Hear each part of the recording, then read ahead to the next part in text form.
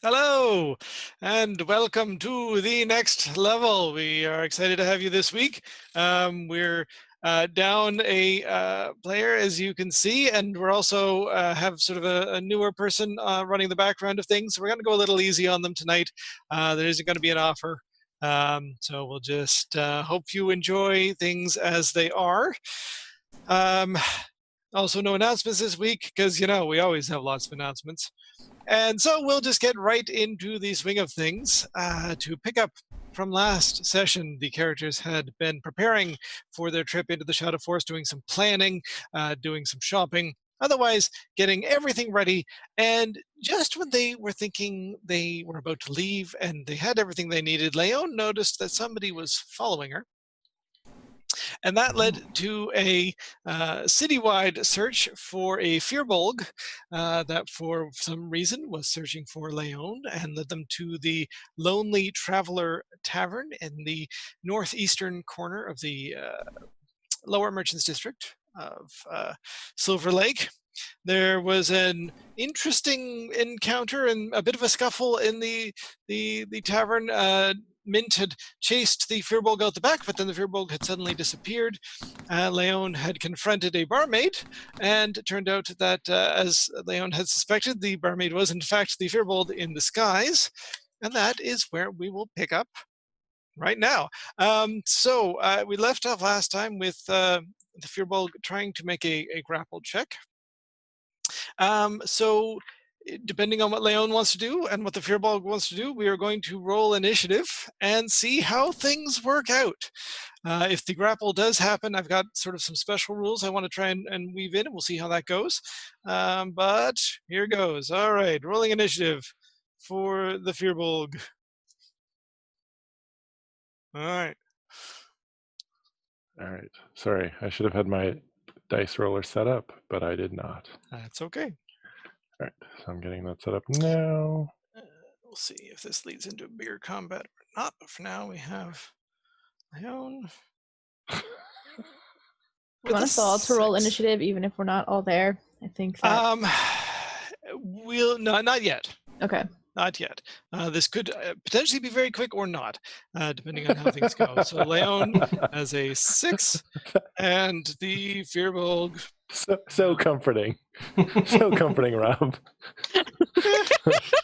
This could be over super quick. You can talk your way out of anything. So, Leon, unfortunately, you fail initiative. So the Firbolg essentially grapples you. Okay. So make a grapple check. So for you, it's athletics or acrobatics. Now, yes. Can I get any kind of a sense of, like, do I look like they're going to, like, effectively, I guess, are they just trying to, like, grab me? Or are they trying to, do they look like does their grab for me look vicious? No. So they do not look like they're trying to attack you.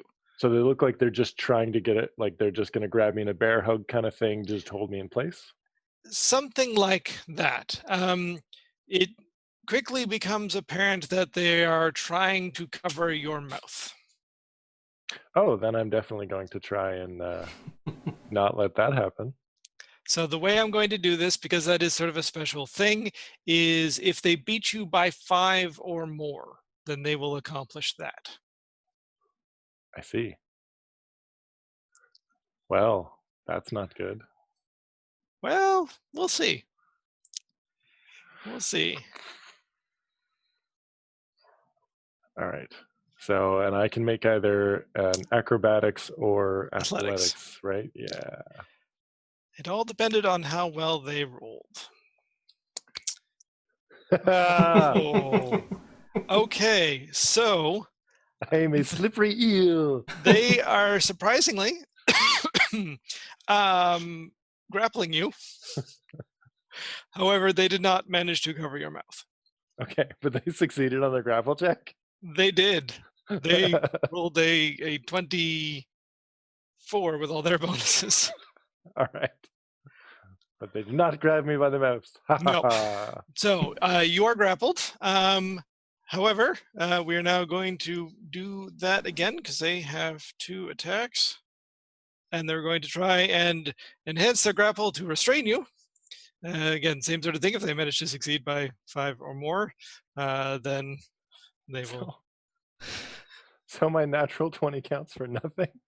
No, it does. I mean, you rolled high enough that you can still speak at the moment. So.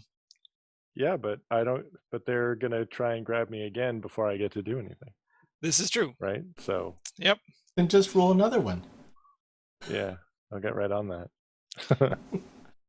All right, 15. So, here's how this goes. Yeah, you've confronted them. I think you sort of put your arm on their shoulder. They turned around. They grabbed you, managed to get you, but their hands sort of like you're squirming, and their hands sort of landed on your chin and sort of slipped off. And while they were trying to sort of get their hand back up over your mouth and sort of releasing the rest of you, you just pretty much squirmed out of their grasp entirely. You made your second grapple check. Yay! Yep. I am a slippery eel. Like I said, they rolled a 19 on the first one and a 1 on the second one. So it all depends on how they roll. Okay, good. So it is now your go. You are free. Hooray! But we're right beside each other. Yes. So you are in the kitchens. There are other people within like 10, 15 feet of you. Okay, so there are other people who can see this barmaid attacking me? Yep. Are they doing anything? No, they're all a little stunned. All right. Okay. What does this kitchen area look like?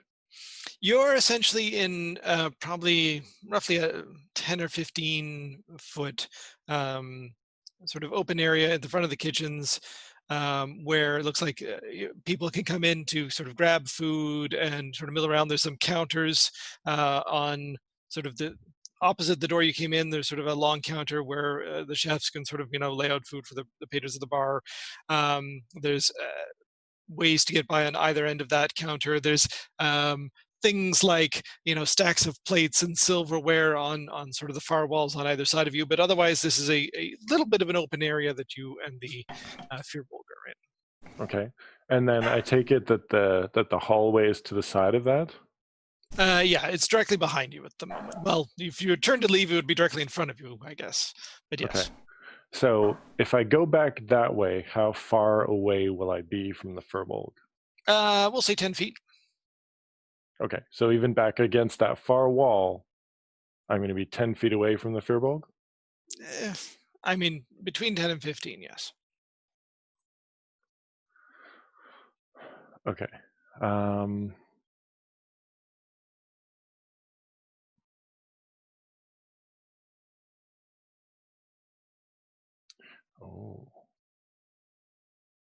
Maybe. Hold on. Sorry. I'm just taking a look at my you've got lots of spells. spells you need to sort through.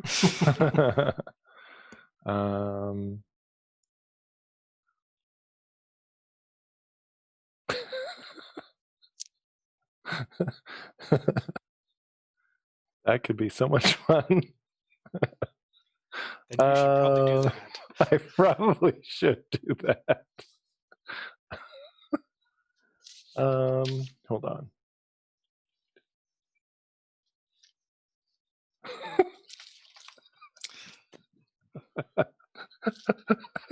Okay, I'm gonna do this. I cast Gust of Wind. All right. So 10 feet wide, 60 feet long, directly in front of me. Yep. Each creature that starts its turn in that line has to make a saving throw or be pushed 15 feet away from me. Yep. Strength saving throw, I'm assuming? I'm sorry, what? Strength saving throw, I'm assuming? Yeah. Strength saving throw DC 16. Nice. Okay. Yeah. Just like... How wide did you say this kitchen was? Roughly about 15-ish. Okay. So most of the kitchen is now going to be blown. Oh yeah. Back. Yep. So the Firbolg sort of runs down a little bit, manages, like, yes, the dress on the barmaid is blowing, but the barmaid is not moving. Four of the 6 other people in the kitchen are sort of tossed back a little bit. 2 of them manage to otherwise grab onto something and not have to go very far. Give me a percentile roll and choose high or low. Okay. And as I'm casting the spell and the wind is blowing, I'm going to call out, Mignoset, I need you, in a very Inigo Montoya kind of way. Yep. Yep. with the huge gust of wind. Yep. So percentile and choose high or low. Oh, goodness. I'm going to choose high. Okay.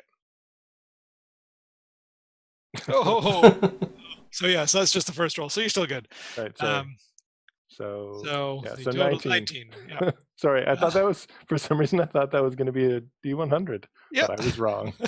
Like, what on a D100? That's okay. No, so there's some open flame and hearth in the kitchen that your wind sort of picks up and fans for a little bit, but it doesn't otherwise catch or do anything nasty.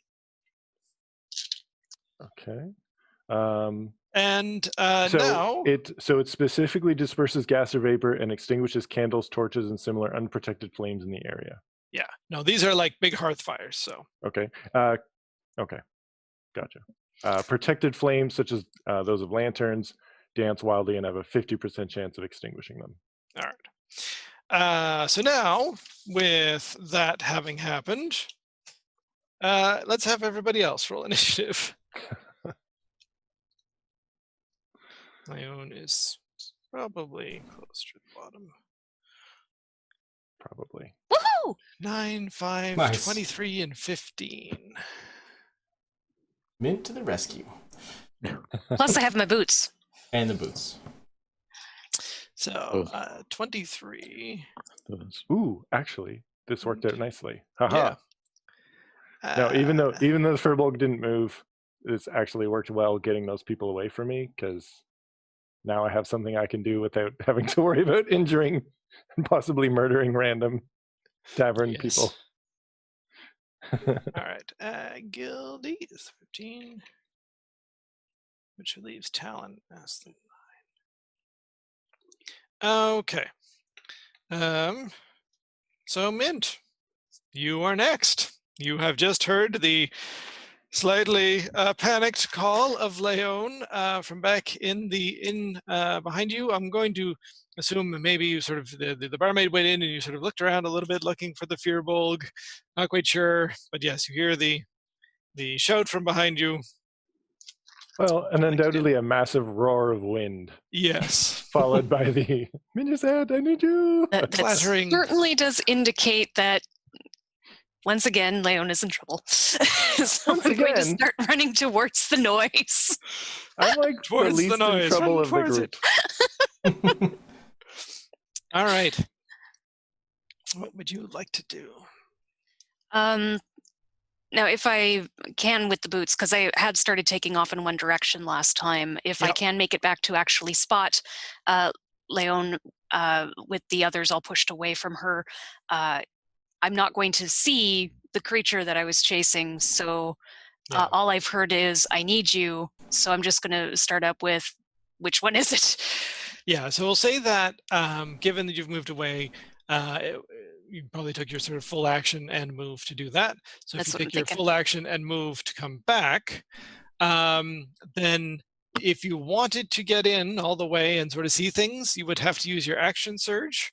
But you don't have to use your action surge. It would be, I'm not going to say a waste of it to potentially use it without sort of having an attack on there, but I'll leave that up to you. You are now, right now, sort of back inside, essentially in the hall, probably like 5 to 10 feet away from Leon, who's backed up against this wall looking terrified into the kitchen, and otherwise uncertain what's happening in the kitchen. So I wouldn't have been able to move back, because the Furbolg and I, we were in melee. Oh, right. So rather than moving or getting away from them, I just used gust of wind to try and push them away from me. So you're still pretty close to them. So you actually cannot see Leon. You see an empty hallway and the kitchen door and assume, since you heard them relatively close, that they're probably not in sort of the next room. So, well, and there's also the huge wind sounds coming from the yes. kitchen. Is it sustained? Yeah. Oh, yeah. It's a concentration spell. Oh, yeah. This is gust of wind. This isn't gust that just pushes one person 5 feet. This is gust of wind that is a 10-foot wide, 60-foot long column of air that is blowing everyone and everything. All right. So yes, you hear this blowing, gusting wind from just around the corner in the kitchens. I'd probably head towards the sound because I heard Leon call out, "I need you," so sounded pretty dire. I'd want to lay sight on as close as I can. All right. So if I still haven't made visual contact with Leon, I would keep going. Right. So I probably would use my action surge until I got eyes on. All right. But Mint had activated her boots. Yes. Yeah, but so even with her boots? Well, the problem was I used my boots in order to run that far away. Yeah. So she's then I now also had to recapped use the my distance boots she ran. Oh, okay. Yep. Yeah. Gotcha. So while you were grappling and scuffling with the Fearbulg, she had run away, Gotcha. and now she's run back. All right. And the Fearbulg is next. All right. You're still pretty much right in front of them. Yes. And now this is when they would make their saving throw or be pushed away. Okay. So they have made their saving throw.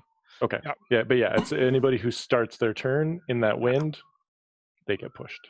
Yeah. Okay. All right. They give me an insight check. Both of us or just Leon? Just Leon. Okay.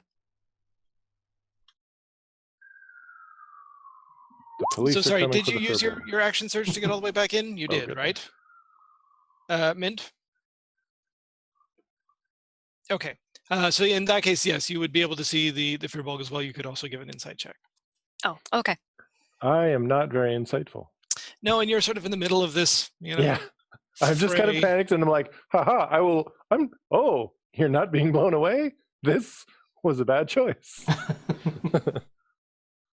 I have made a tactical error. Okay, 20. So Mint sees this. Yeah, I'm clueless. Mint arrives and sort of gets a good sense of the scene of what's going on right now.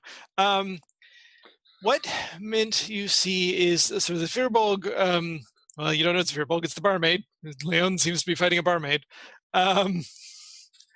And there's this look in their eyes of almost like question, of determination, of you're not quite sure, but it's this definite sense of making a choice in that moment. And they seem a little bit upset, a little bit, frustrated, and then they disappear.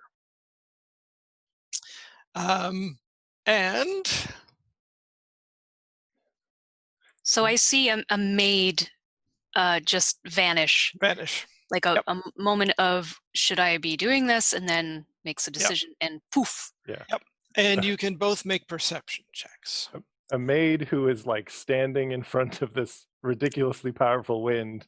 Yes. That obviously you're using to keep yourself away from whatever is going on the other side of it. And she was on the other side of it and she just goes poof. Yeah. Interesting. Perception, you say? Okay. Same roll. Okay. Boop. 16 this time. Okay. And Leon? You know what? I'm going to use my inspiration die because I don't want this person to get away from me. Nice. Yeah, that wasn't super great. Oh, I'm looking at the wrong person. It wasn't. Okay. All right. So yeah, they disappear.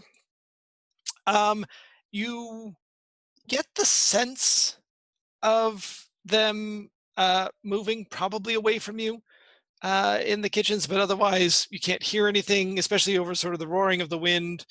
You essentially lose sight of them, you lose hearing of them, and they are otherwise vanished for the moment.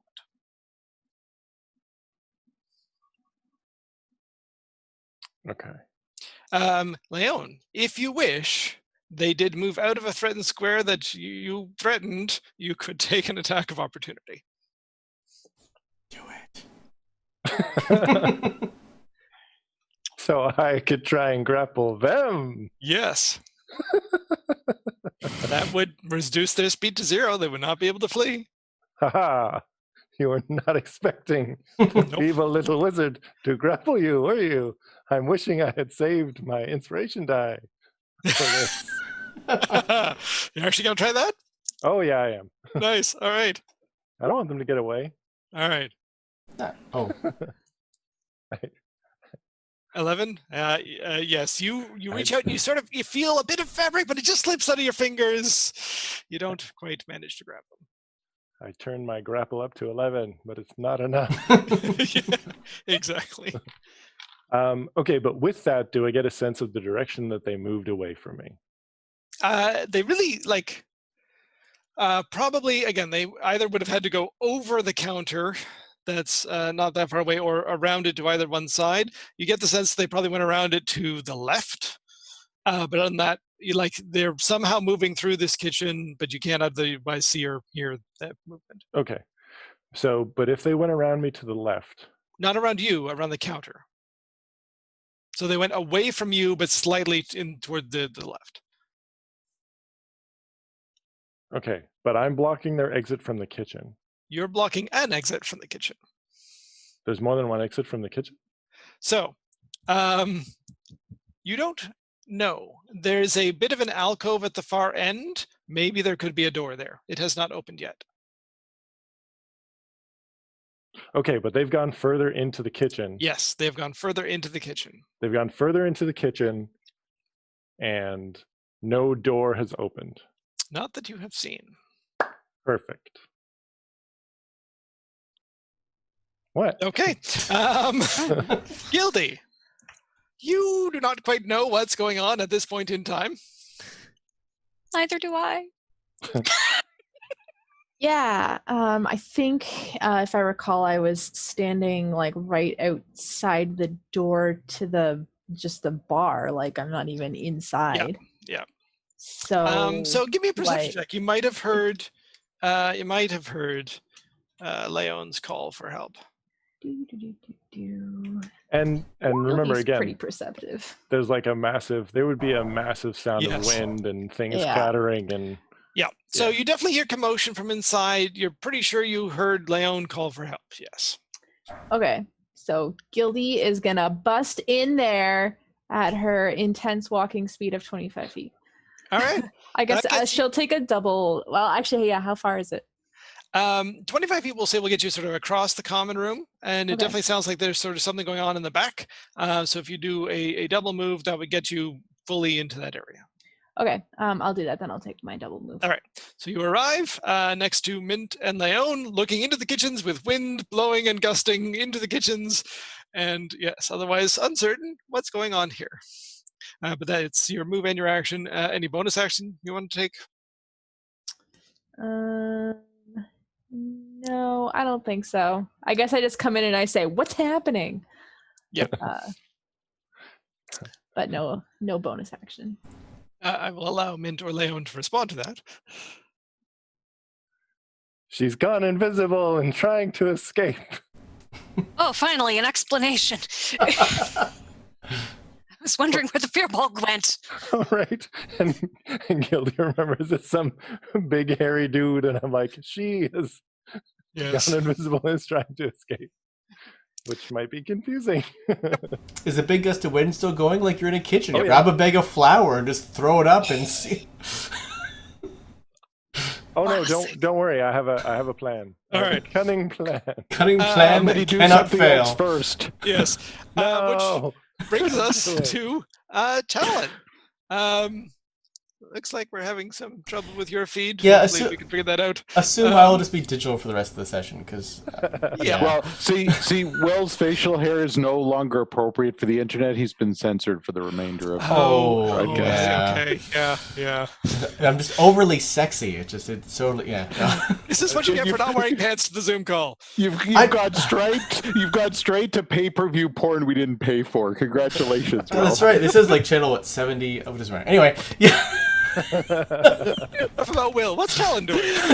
Right. So what does Talon see? Talon is still, I think, across the street, kind of around a corner, just keeping an eye on whatever is happening. So assuming you were watching the front of the tavern, Yep. you will see Gildy sort of give a bit of a start and rush in. All right. Talon will kind of rush to the front door, and at that point, you can definitely hear commotion, some sort of heavy winds inside. Like you find. Like you do in a typical tavern. In a tavern. Man, this place blows. No. They've got a draft. Yeah. Yeah, you know what? Talon's just gonna rush in too. He's not smart enough to think about keeping an eye on things. We'll say with your movement as a monk, which I'm assuming is pretty 40. high, 40. Yep. We'll say that your double move gets you pretty much all the way back to the others as well. Excellent. And yes, you see Talon, you see Leon, Mint, and Gildy all staring into the kitchen with wind blowing out in front of them. And I asked the same question that Gildy does. What's happening? So Gildy says, they disappeared? And There's they're now trying 3 to of them. escape. All right. Leon, back to you. Yay! Okay, so I stop the wind. Yep. Where are these hearth fires, and are they covered in any way? So to you, again, looking down the length of the kitchen, there's one on either side of the sort of the long side of this kitchen, relatively big. There again, the wind sort of almost pulled them out from where they are a little bit, but then they sort of died down back into sort of their contained areas in the sides of these walls. But yeah, that's where they are. Probably about roughly 15-20-ish feet away from you. We get both of them. They're sort of on either side of the kitchen. And how far away are they in relation to that possible doorway alcove? About 20-25 feet. So they're roughly in the middle of the building, and you're sort of slightly in, and the alcove's sort of on the far side. Okay, so I'm casting web. Nice.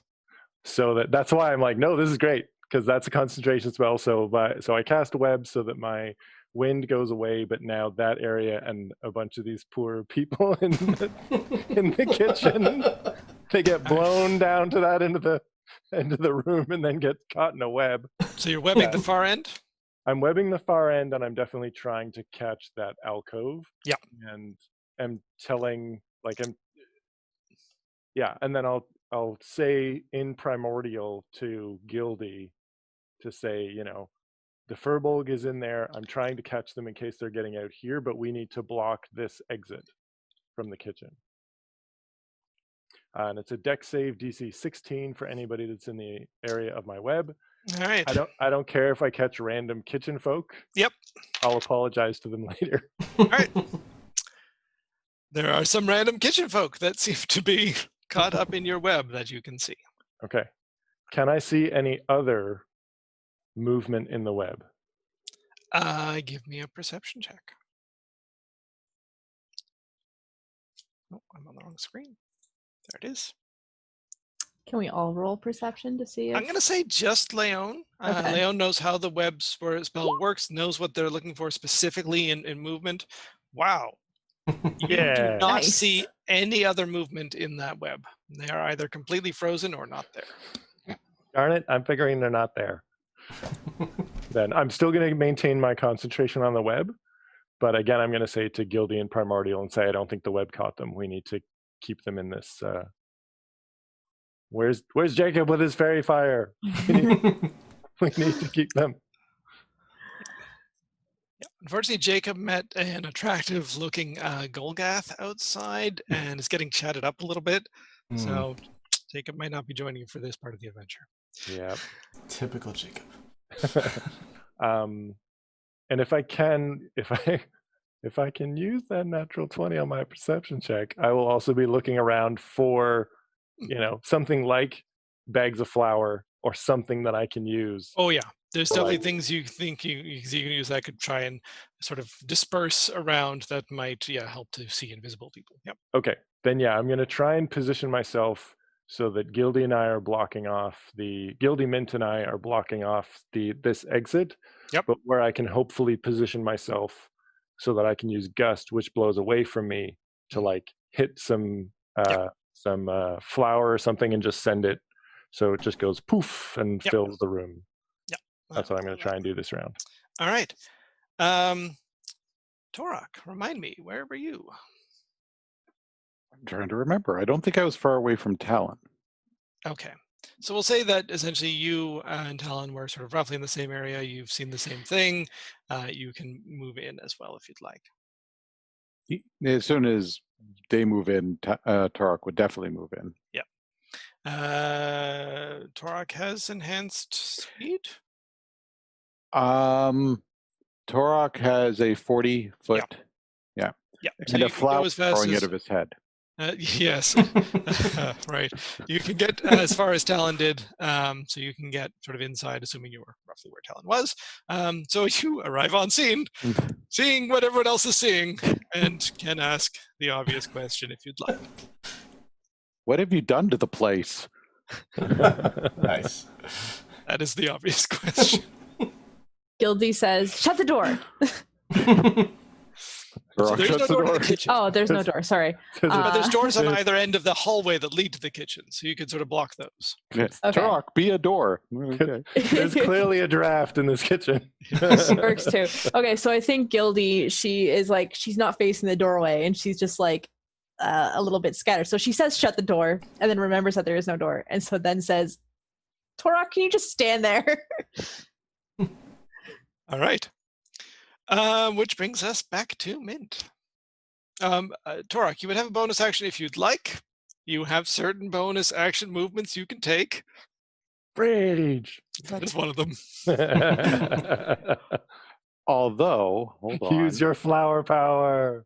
Right, you still have the flower. Yeah, Yep. that's what I said. And Leon's foot is still glowing. I could shake what my flower gave me. Yes. I only have a 10% of that, though.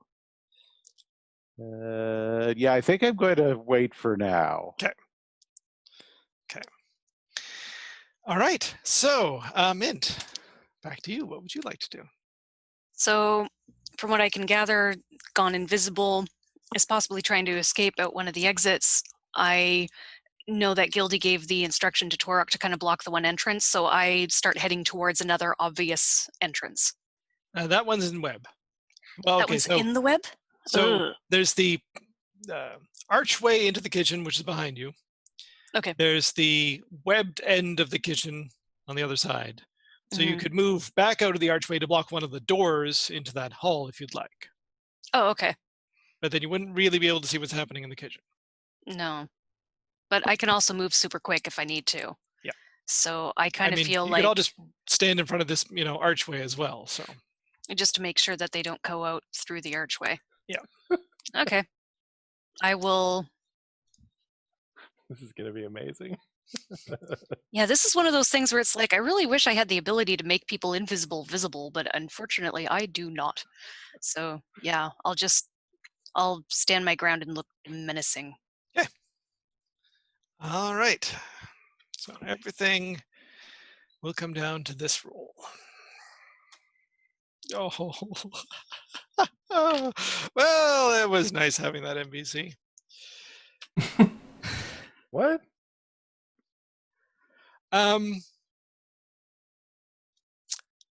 Okay. All right. Everybody can make a perception check. We just made Rob sad. I feel like somebody just got murdered Or secretly. someone's about to try to get killed. No, someone was using one of their special abilities, and luckily you can't really critically fail a skill check, but you, yeah.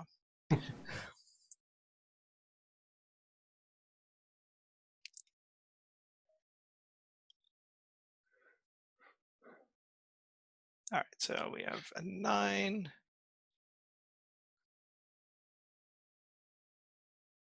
9, 12, 21, 13, and 21. All right, so Torok and Mint. You aren't quite sure, but you think you see a little bit of something. It's more like just sort of a. You don't see a person, but you see sort of something sort of shift a little bit in the room, and then go still, and that's it.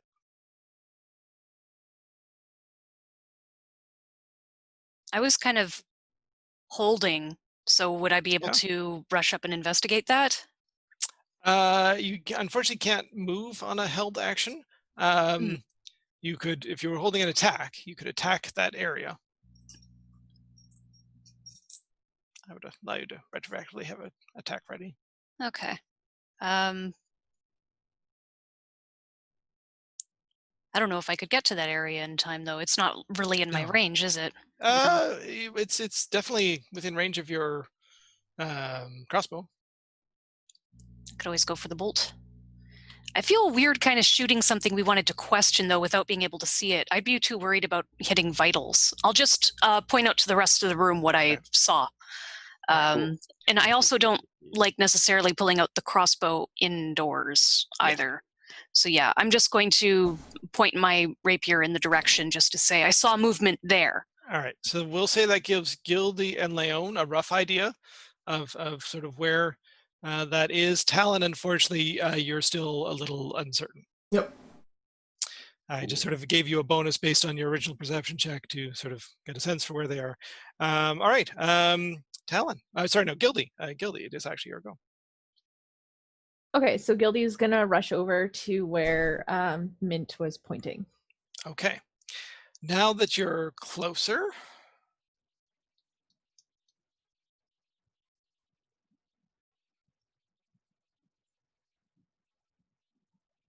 how do I want to do this? Do I want to do another perception check?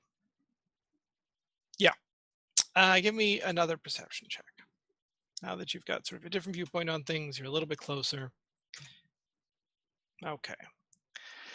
So, what you see is, pretty sure still a barmaid. I think that spell lasts for a while. I don't know if they need to concentrate on disguise self. One moment. Yeah, it definitely lasts an hour. Yeah. Yeah. Regular disguise self is not concentration. It just lasts an hour. Yeah. So you see a barmaid that is extremely well hidden, sort of beneath one of these counters. Sort of a counter in the middle of the kitchen. So there's, again, sort of the two hearths on either side. There was sort of a long counter running down the middle, sort of with a lot of prep stuff on it. And there was some space underneath that. And they've sort of jammed themselves in there. Yeah. And they are otherwise like extremely well hidden. Like you don't think if you were just passing by, despite there being a massive person underneath here, you would have seen it. You were specifically looking for something in the.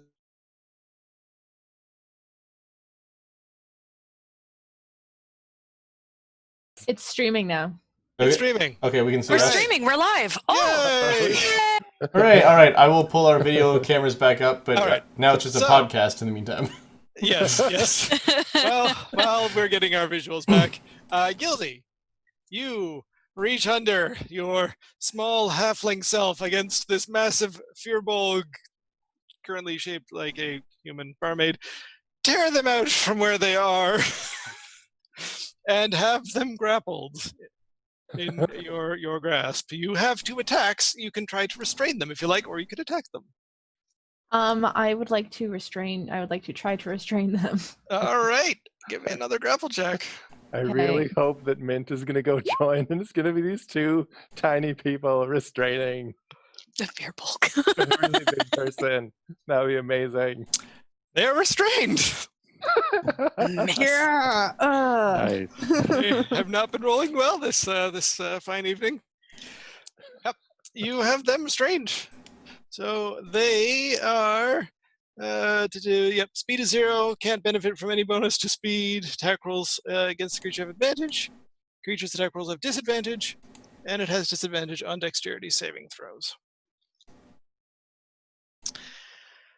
All right. Did you have a bonus action? Anything you'd want to try? No, I would probably just say to Leon, "You got those handcuffs?"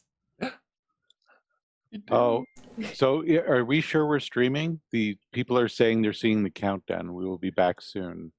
Oh, We'll be starting Really? soon. Because I loaded it up on my Okay. computer and I saw it.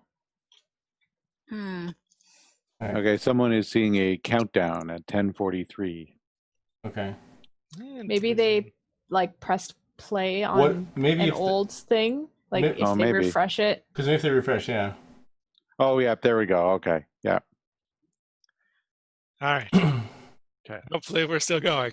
Um, For anybody who's missed everything that's happened so far, there's a Fearbulk in a kitchen grappled by a halfling. But Okay. it looks like a barmaid right now. Yes, Wait, the Fearbulk or the Halfling? exactly. Fearful. Gildy is not dressed as a barmaid. No. That would be funny. Okay. Talon. I caught most Yep. of that. Yep. Okay, so Gildy ran. She thinks she sees something, but Talon has basically seen Gildy run to somewhere where I think it was Leon kind of pointed, and she's like, over, they're over there. Yep. And There's a human barmaid that you can see that has been hauled up from somewhere, roughly about 20 odd feet in front of you. okay, I will, I guess, move into melee range and try to grapple them. Okay. They're already. She is restrained by- already grappled. That's Okay, fine. sorry. That's fine. No, you can. I will allow you to otherwise aid Gildy in her grapple. Yeah. Give me one sec. Now there's a really tall person and a really small person grappling this barmaid. Yep. And we definitely look like the villains of this story. Yes. Yes, Yes, we yes, do. you do. To these people in the kitchen. Okay. So this is a little out of order. Usually this would happen at the beginning of Gildy's next turn, but I'm going to just play it this way. So you essentially help Gildy in grappling this person. Gildy, make another grapple check with advantage.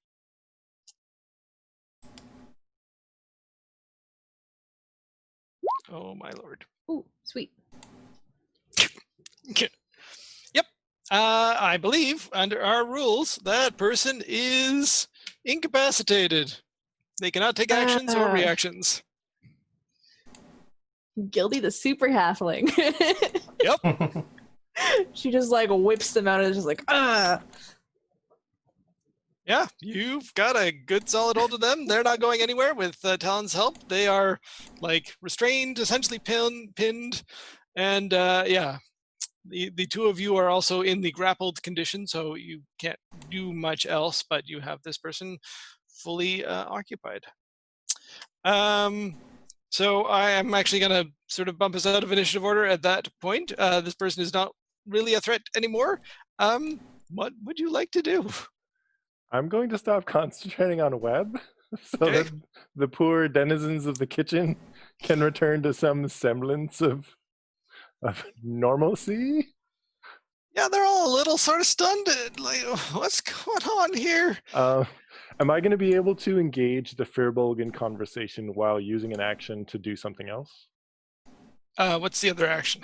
The other action is basically just casting Mage Hand. So while I'm interrogating this person, my Mage Hand is starting to pick things up and put the kitchen back in order. Yes, I'll allow Okay, that. because I feel bad. All right. Then I'm going to ask and be like, who are you and what do you wish with me? I am perfectly aware of the fact that you've hired people to come hunting for me. Why?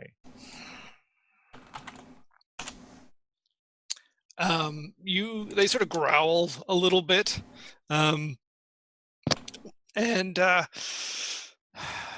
much would they say? Are they basically like, I kind of picture them on their stomach, Yep. like being with basically Gildy and Oh, Talon on top of them. Again.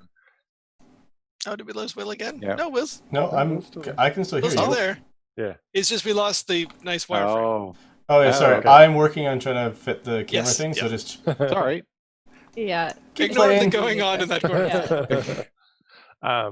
Okay, then I'm basically going to sit down right in front of them, kind of thing, to just Yep. have a conversation with them, as if I'm sitting and having a civil conversation with them Yep. while they're, buried under two of my companions. Yep. How much That's would wacky. they say?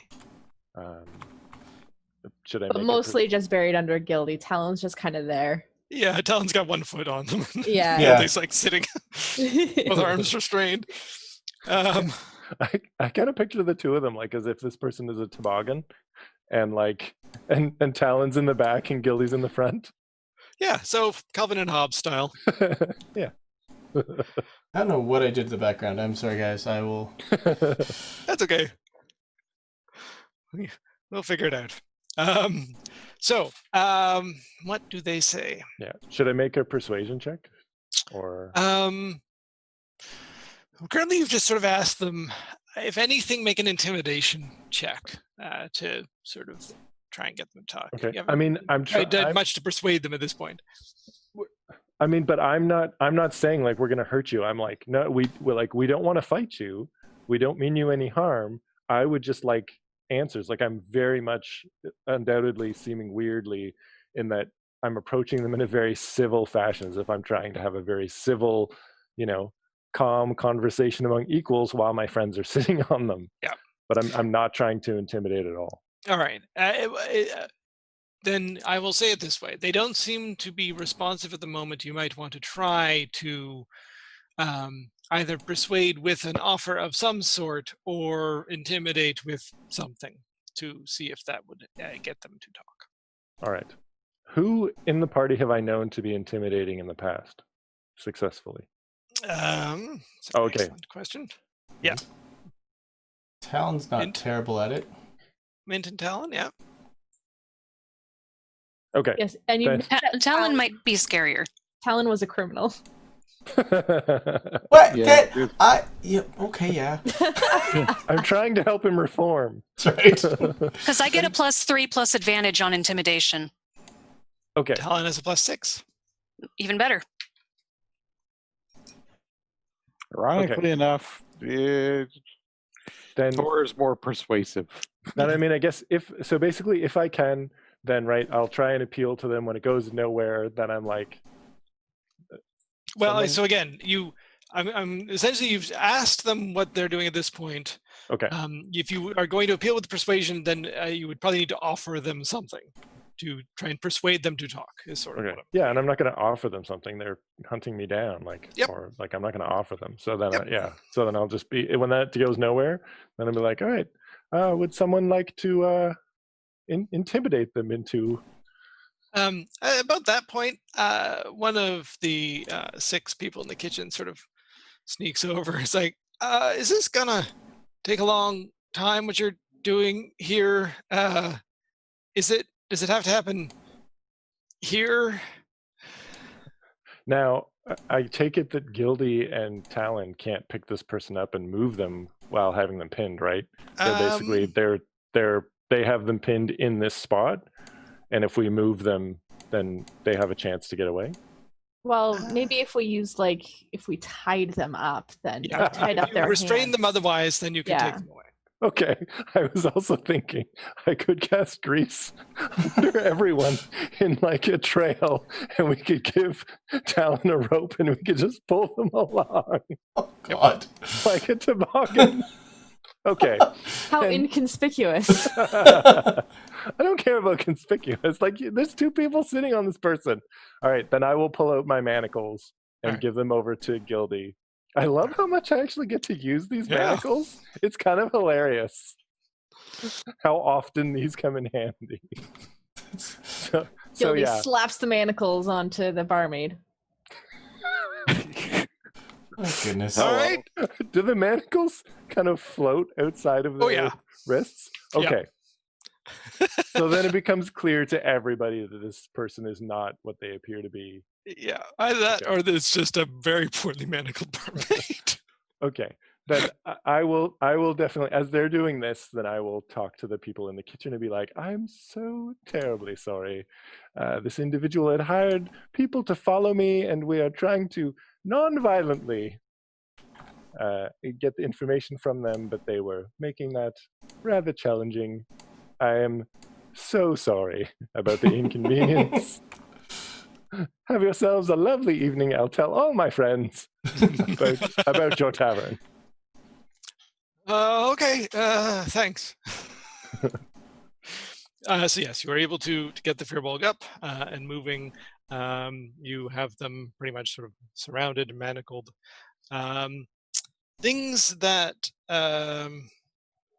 no, that's not really gonna appear as a thing for the next hour or so until they're not gonna drop their disguise just because you got them. So I'm also going to make a what is something I can make? Oh, but I guess that wouldn't really work.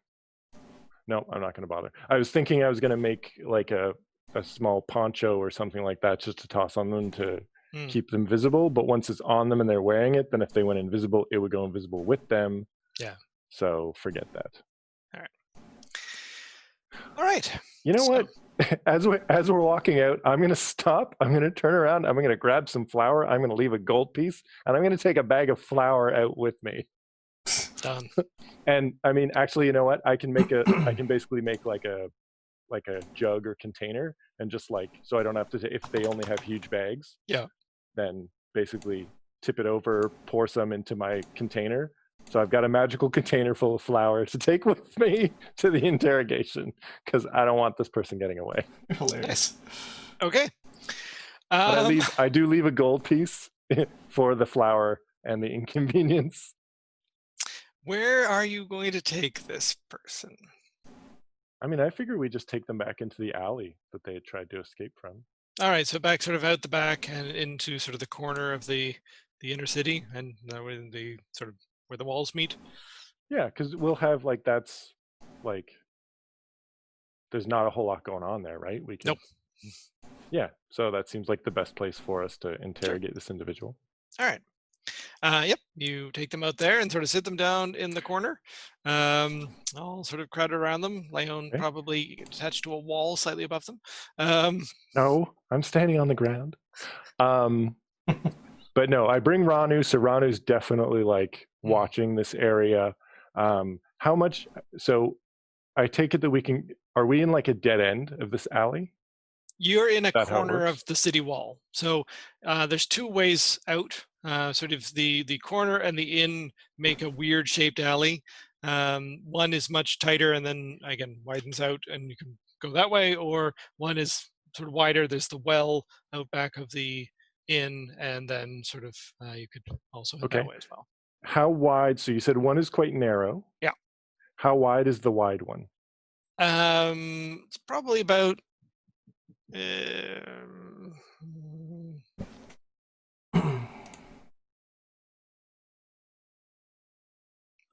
15-ish feet. Okay. Then I will ask Gildy in Primordial, which exit do you think I should block off? The narrow one or the wider one? Which would be better for us? I'm thinking probably block off the wide one. Gildy nods. Okay, web. Nice. Right.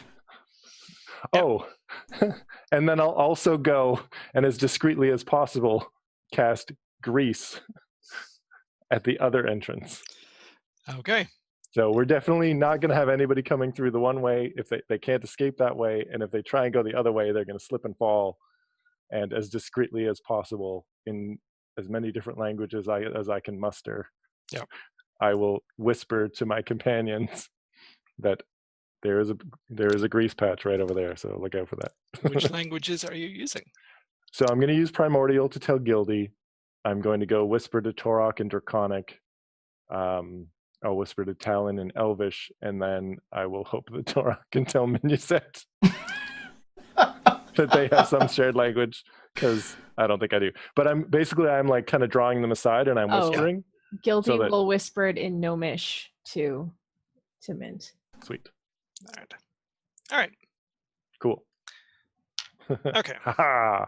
You are trapped in my manacles and my web and my grease. Oddly enough, they don't seem Concerned. well.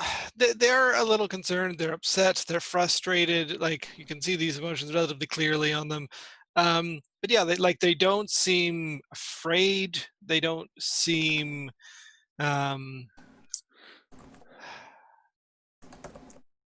Yeah, given the situation, you get the sense that they still feel like they've got something up their sleeve. Do they now? That's the sense you're getting from them. Well. Okay, then Talon, Minuset, would you like to see what you can get out of this individual? Right. So the easiest way to do this would be for one of you to give the other advantage. So probably Mint, if you want to give Talon advantage, then you have +6 plus advantage. All right. Yeah. How would you like to intimidate this fellow? Rob, for the record, I love that. Thank you. For the record, the container that I have of flour. Yeah. I'm continually sustaining a mage hand to hold it. So I'm not holding the container of flour. It's just floating there in a hand. Nice. All right. Yeah. Talon, you can give me a roll. All right. Thank you for setting us up again. No problem. Yay! Is that with advantage? Oh, that's not with advantage, no. Alright. So that's +6, right? Okay. So, let's do one more. +6. I like how he tries to be really intimidating. Yeah. All right, 16. Oh man, he tries. I try. With Mint there going, yeah, That's right. yeah. Listen to him. He will hurt you. What he said. I know how to hogtie people twice my size. That's right.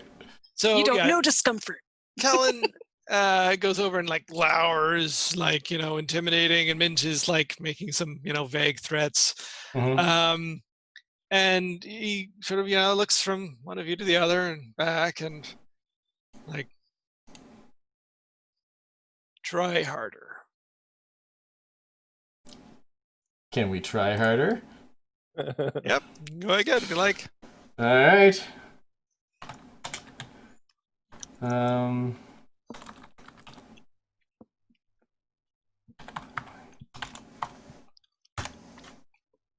Oh. Only slightly harder. No, his roll wasn't as good though. So he's like,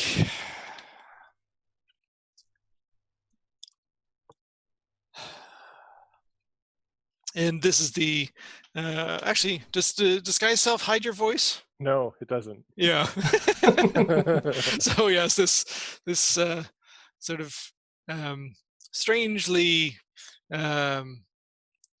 weird rumbling voice sort of comes out from this oddly human barmaid. Like,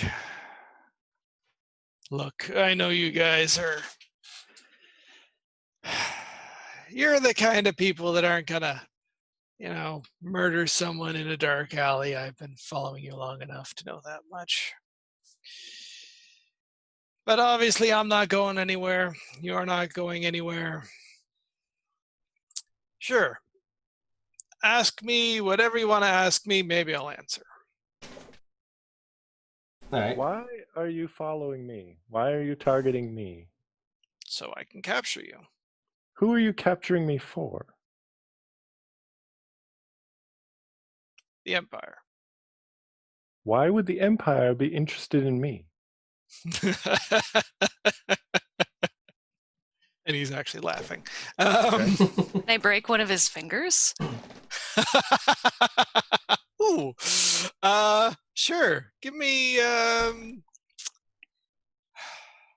I'm assuming he's manacled. You'd have to be manacled in front if you're doing that. Yeah, no, he's manacled in behind.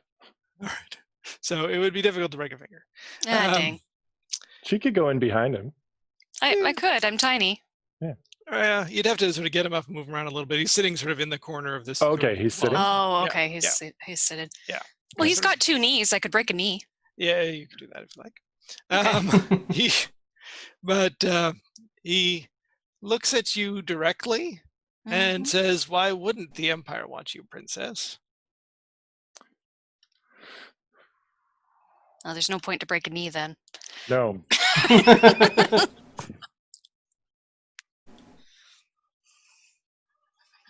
I pull out my short sword and sink it as deep as I can into his chest. Wow. I thought I was going to be the one to go dark. So- I'm shocked. So that's the funny thing, right? Is this guy has totally accurately gauged us as the kind of people who would not murder him in cold blood. And I'm like, oh, but if you know my real name, if you know who I really am, and you're an actual threat to me, you are so dead, my friend. Wow. He But nobody- misgauged you. But nobody has any reason to know that But- because it's only under these circumstances that I would do this. But now we don't know who told him. Yeah, but I don't care so much about that because I have an amulet that protects me from being magically found.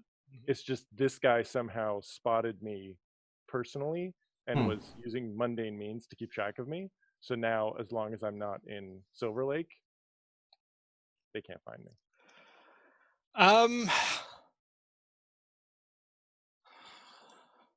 not sure how Mint's going to react to this. Yeah. Ooh. Give me a sec. I know. I need to It's going to be interesting. pick up something really quick. It's going to be very interesting. It is. Oh my. And the best part is that I can use prestidigitation to clean all the blood off Oh my myself goodness. after. That's fantastic. Oh, Leon, you're so cold. Yeah, and I think you guys are probably surprised that Leon is just like, it's very pragmatic, where it's like, oh, stab, stab, stab, stab, stab in the chest until they're dead. Yeah. Okay. Here's the other thing. Is anyone going to try and stop Leon? Yeah. I'll let you get the first stab in. They are not technically.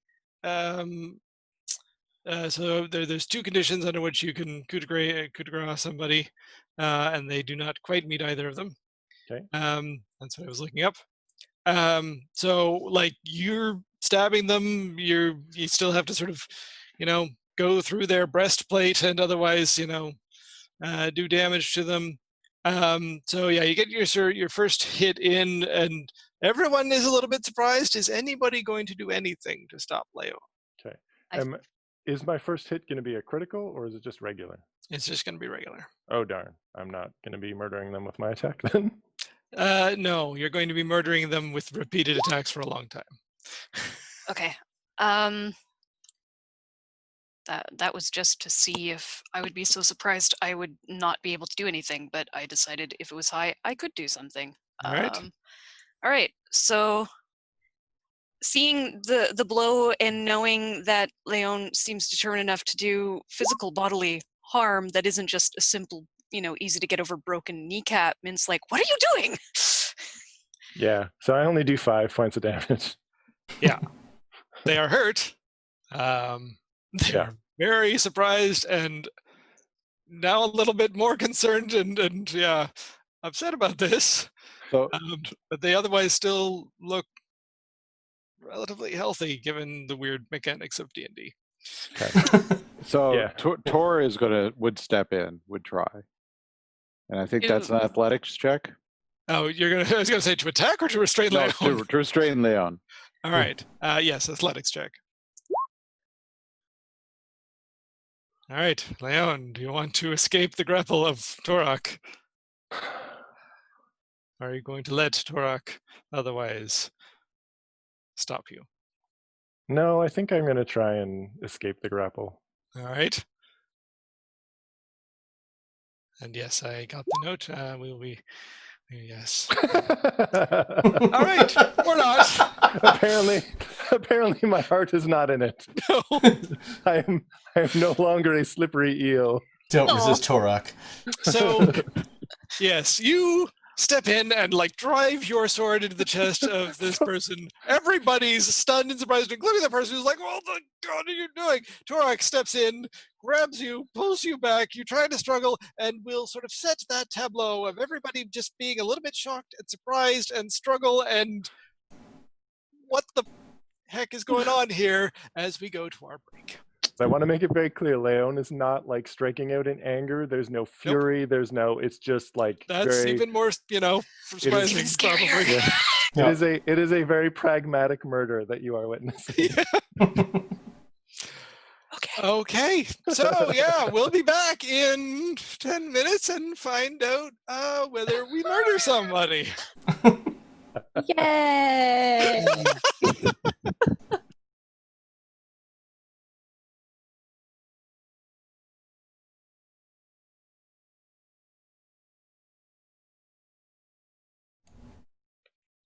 Hello, and welcome back to the next level, or, Murder Incorporated, as we are potentially becoming. So, yes, we shall pick up as the tableau resumes. Torok pulling Leon back from impassively murdering the person who was following them and apparently knows that they are a princess. How do you want to proceed from here?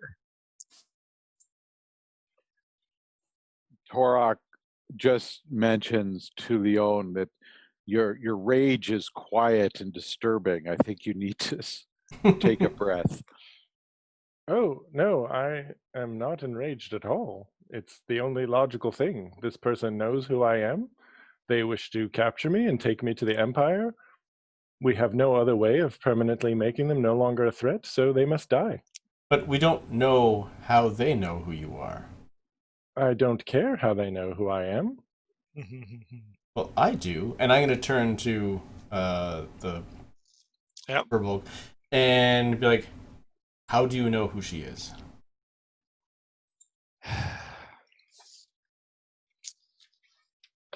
Mostly luck.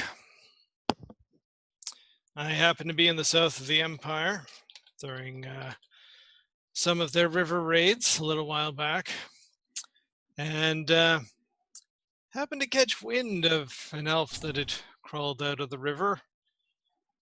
Thought it might be something, and did a little bit more investigation and started following their tracks. Heard about the missing princess. Managed to put a couple of other clues together. I've been following them, unfortunately, a fair ways behind for quite some time. Got to Silver Lake. I'd assumed she and your crew had already left, but apparently you came back from wherever you were and started having you followed. Wanted to see what you were up to and what I was up against. I was honestly not planning on doing anything right away, so you caught me a little bit unawares. I see. So clearly working on his own, and I attempt to move and return to murdering him. At which point he will clearly speak up saying, I have let others know. Yeah. I see. Well, then we can send a clear message. And I attempt to return to murdering him.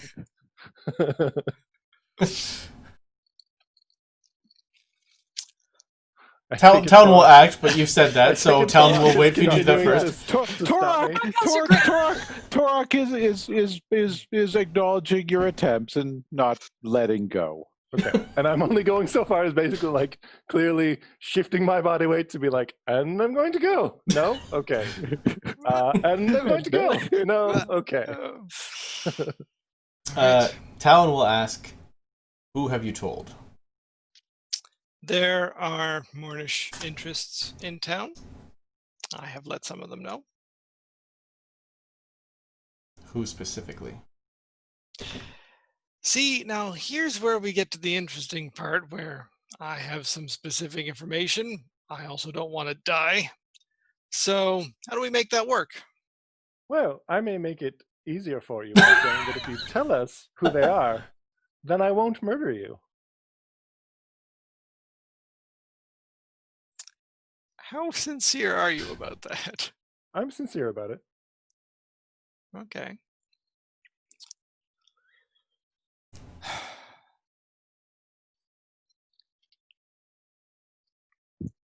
To make it sweeter, did you know that I can teleport?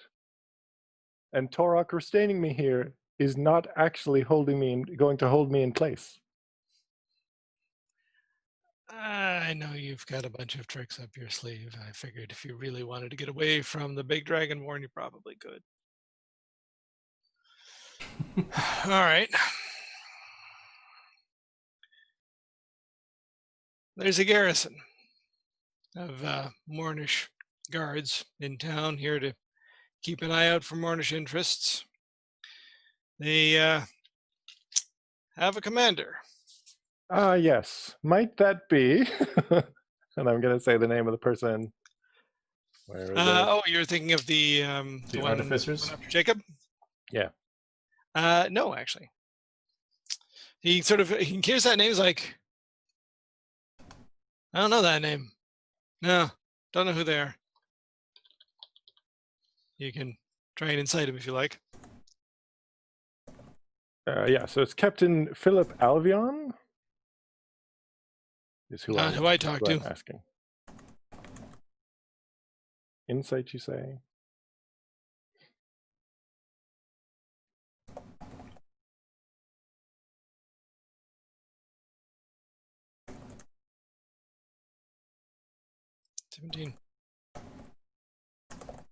$17. He's telling the truth.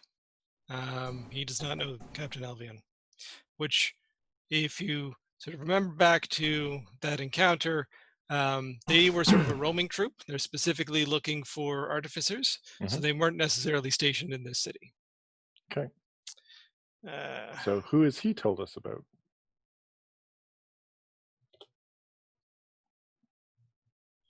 Liam Varast is sort of the civilian commander of the troops in town. Not quite sure exactly what he's got up his sleeve, but he's got some interests here. Captain Wills, Noah Wills, seems to be the leader of the actual detachment here. And they've got a wizard with them. I don't know the name. I didn't quite catch it. Sorry, Robin. So there was Liam Varast, the civilian Liam Varast. commander. Yep, and Captain Noah Wills. Wills. Wils, just single L. Yep. Okay, and he is who? He's the commander of the actual sort of military, the guards here.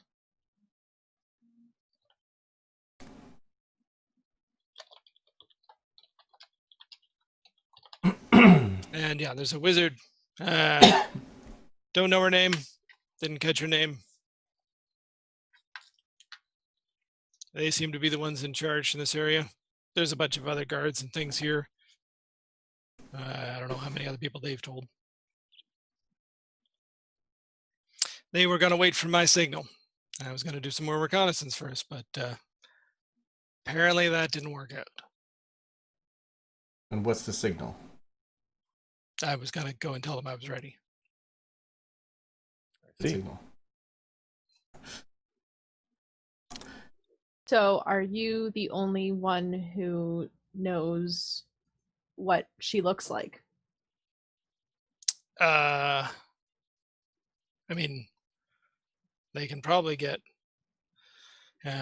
images conjured from somewhere. I'm assuming there's a way they can do that. I don't know if they've had people watching you.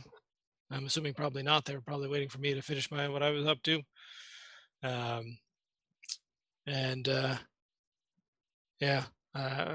don't know if they know what you look like currently. I see.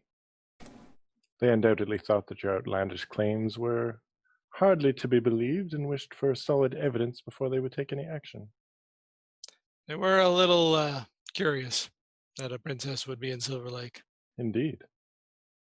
So Gildy says to Leon in Primordial, if he's the only one, hopefully, who knows what you look like, maybe we can send him back alive, get him to tell them that we've left, and we can just leave and not come back to Silver Lake.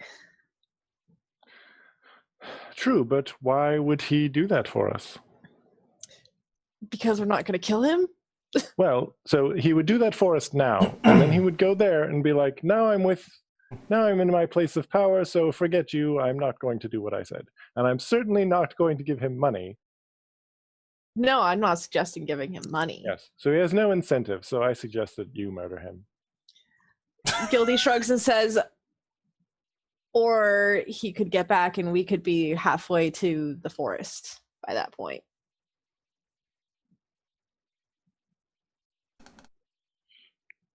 True. Turok raises a hand. Or Remember, you haven't understood any of what they've just said. Yes. oh, that's good. Sorry. Ordeal. Yeah. Assuming the fearful. Yeah, no, I was going to say the fearball chimes in at some point, but nope. He only understands the tone that you're saying things. He has no idea what you're actually saying. I have no tone, I'm just saying things very pragmatically. Hence why he has no clue what you're actually saying. Gildy is sounding vaguely hopeful and like she's trying to provide options, and you don't sound like you're... I sound very logical as always. Yes. Yeah, so...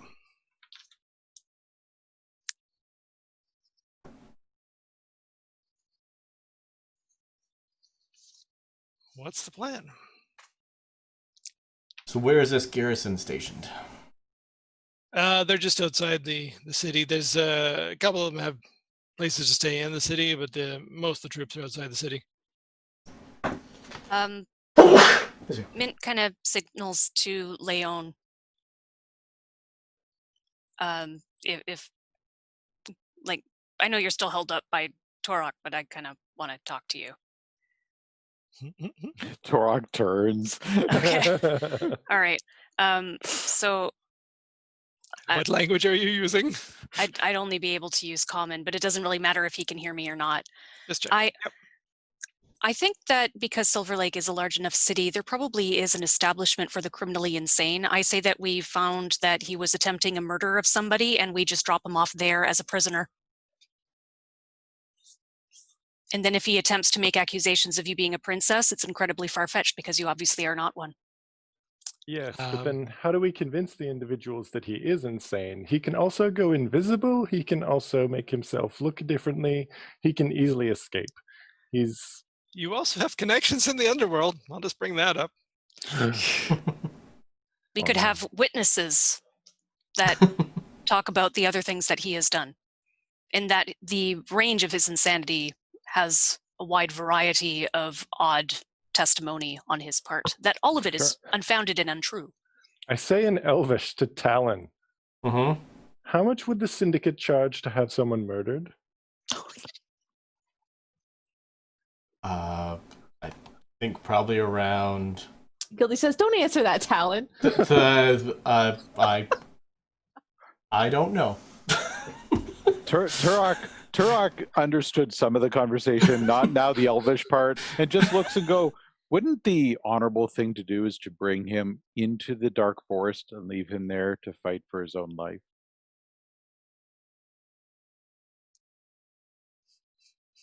Oh, just make him part of our troop now? No, just tie him to a tree and leave him. Gildy says, that's a long way to keep him tied up and not escaping.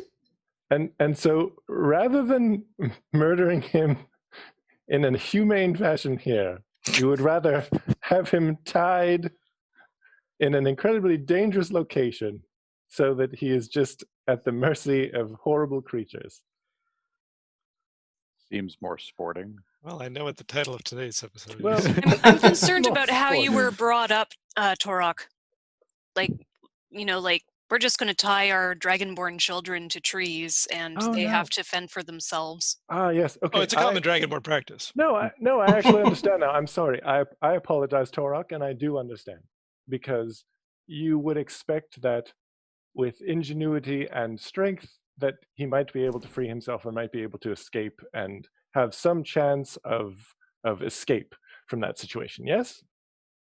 That would be up to him. Exactly. I understand. Okay. Then I apologize. Certainly, I understand where you're coming from.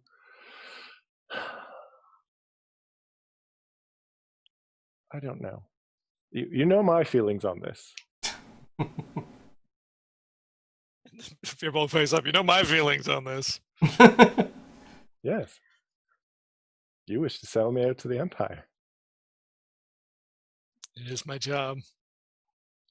I see. Well, since this is the predicament that the Firbolg has gotten himself into, maybe it's up to him to figure out how to get himself out of it. What To be kind fair, of... I never wanted to kill you. That's a don't- moot point right now. I'm just saying, killing was never really a thing. No, you wish to sell me into captivity as a hostage to the Empire. Yeah, they'd probably use you as Yeah. a bargaining chip of some sort. Exactly. Gildy rolls her eyes and it's like, just because you weren't planning on it doesn't mean that somebody Oh no, I have That's no fair. doubt. I'm far more valuable to them alive, but they would use me as a bargaining chip.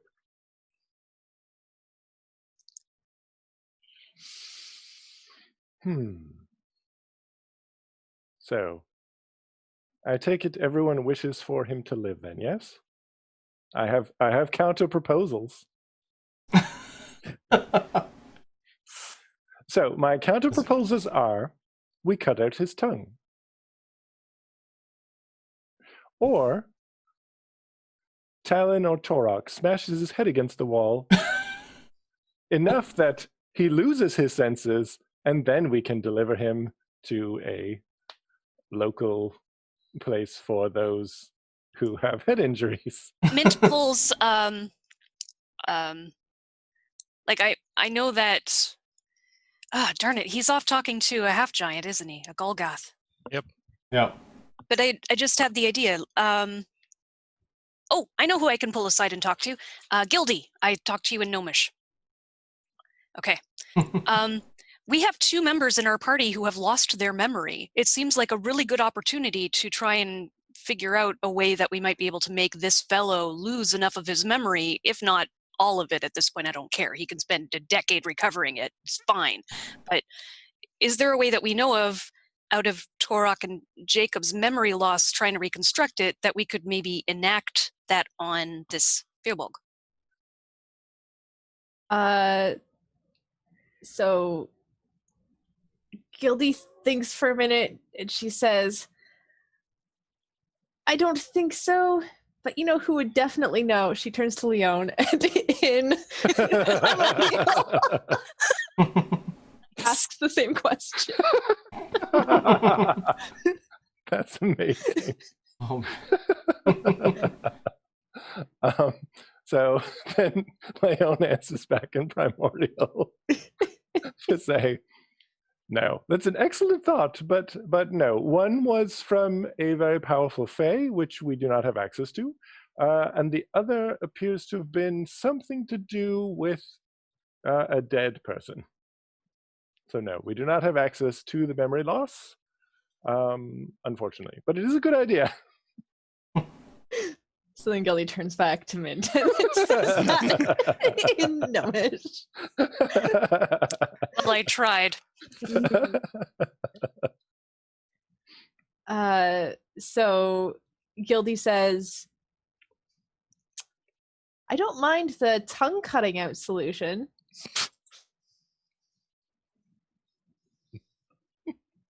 Okay, that's it. Okay. Talon, We should check, is this person literate? Because if they can still read and write, then we still have a problem. yeah, Talon's not keen on the whole cutting out the tongue idea. He's trying to be good. I know, right? Leon's like, you should turn away from this evil life. And now it's like, One more minute, I'm going to murder someone. Those That's right. underworld contacts you have, Talon.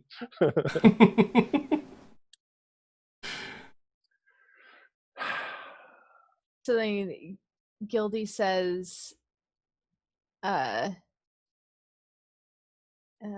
just trying to decide if she's going to use a language. She's just going to say it in common so the Firbolg can still understand.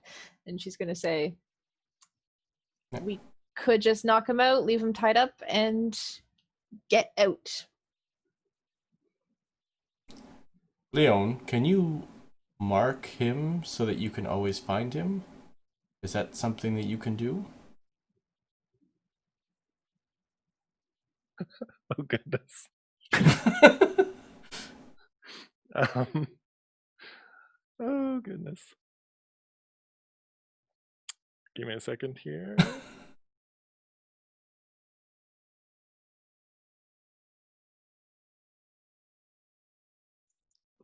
Oh, to Gildy again. Remember when we shrank down Morgan and their friend and stuck them inside of Leon's bag? We could maybe get another shrink potion, shrink this guy down and carry him out a little ways and then tie him up and leave him out there. Gildy considers this.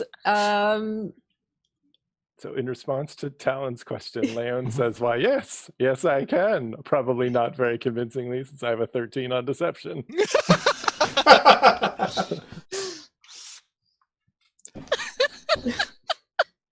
All right, I completely agree. Yes, let's knock him out, find a location to leave him, and then we can go our separate ways and leave town as expeditiously as possible. Do any of us believe you? Let's see. No. No. Damn it. Leon clearly has an idea.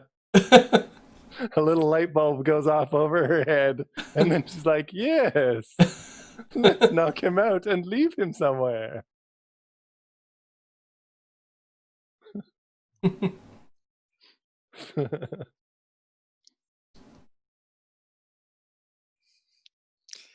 So, what are you doing? I am somewhat out of ideas here. Why can't I be better at deception? I So, took he proficiency pipes in up. it. At this point and says, look, sure. Take me outside the town, I'll go willingly. Drop me off wherever you like. A couple days to get back, doesn't matter. If you leave me alive, I'll give you 2 days before I tell anybody. How does that sound? Do we believe him? Roll the insight.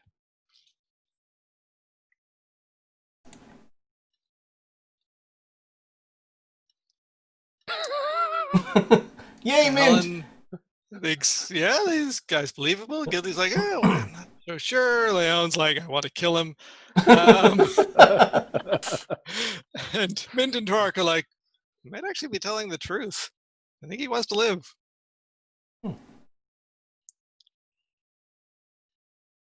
Talon just looks to Leon because it's Leon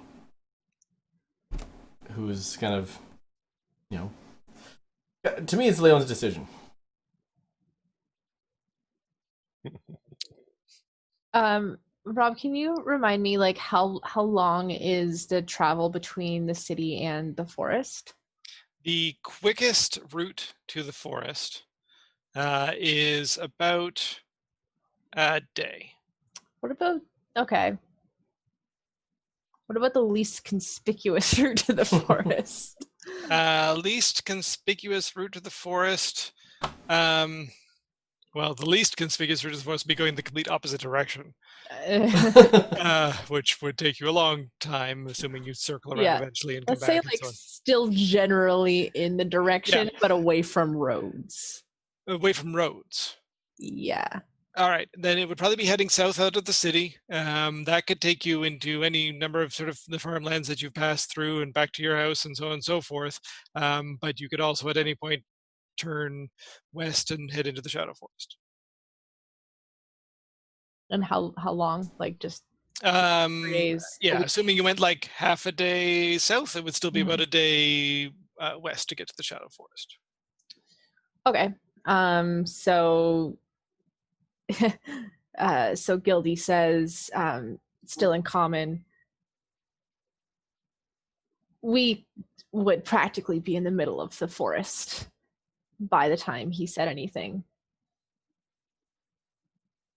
I think that that's our best bet no way they're coming after us in the forest. But It's like the Shadow Forest. You're going into the Shadow Forest. Talon ignores him. Fine, looks- do my job for me.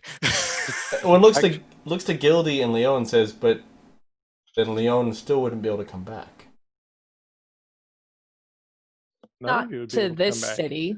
I imagine that he knows all of you are my compatriots. So if any of you come back, then you'll all be in danger. Yeah. And now Gildy has told him exactly where we're going. Gildy looks a little embarrassed. Gildy just totally pulled a Jacob. She didn't set him on fire. What are you talking about? Is that what we're calling it now? Oh dear. Jacobing the situation. Oh.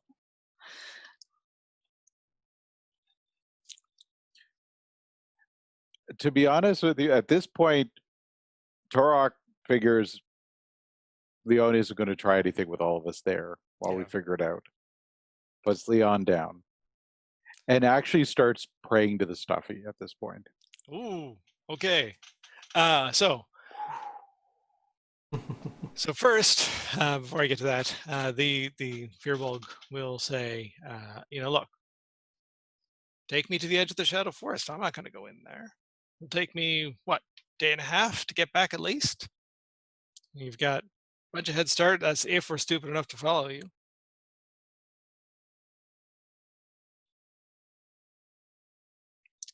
Let's consider that. So, the Yeah. stuffy. All right. I'm going to move away from Torok. Kind of away from everyone. Yeah.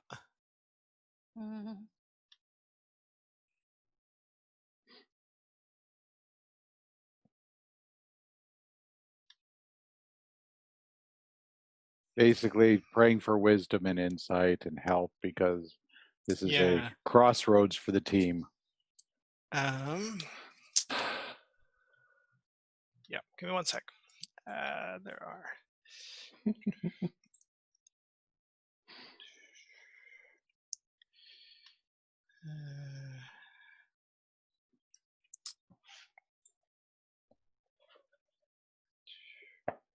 Does anyone else in the group beyond Leon and Talon speak Elvish? That's an interesting question. Gildy does. Okay. I feel like Elvish is a relatively common language after Common. Actually, saying that, give me an insight check, Talon. All right. Ooh. Talon finally rolled a good roll. Oh yeah, okay. You just happened to catch sight of the Firbolg when you mentioned that, and you're fairly certain he speaks Elvish. Okay. Sorry, I was just actually the group because I figured Talon would have just known that, but yeah. Yeah. Where is that? And actually, the fact that the Firbolg speaks Elvish is really not a bad thing, given what Talon was thinking about saying. I'm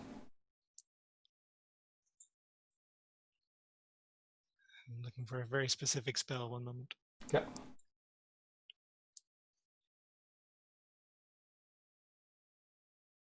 Okay.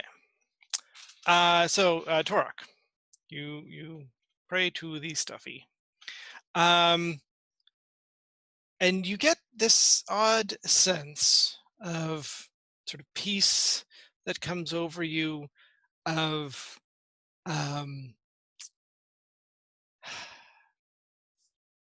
almost sort of an innocence that you feel from it.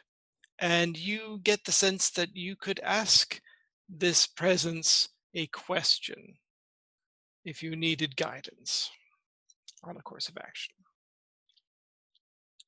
How do we save this man's life without endangering my friend? Good luck.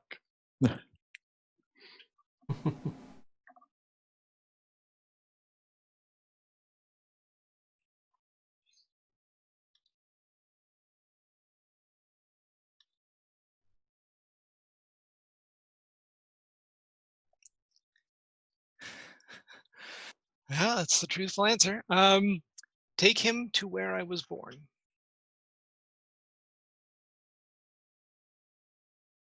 Born in a lava pit? Now the wilds? Essentially, the place that you first started having memories.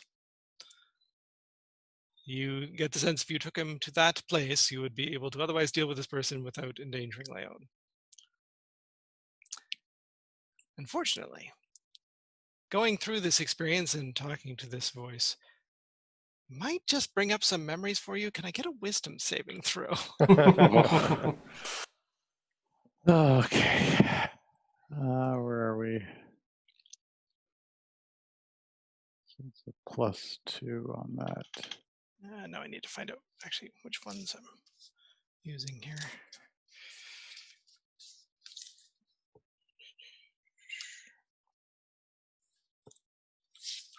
$14. Okay.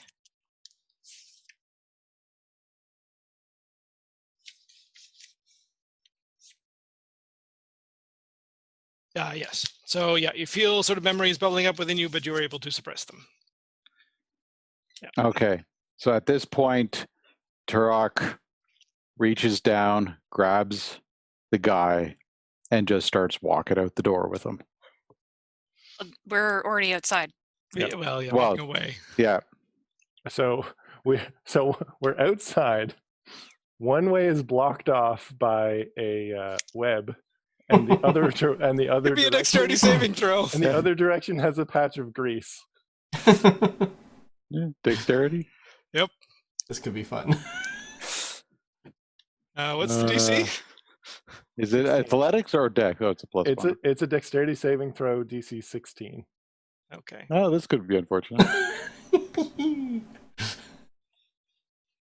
Yep. And okay, Torok, give me an athletics check.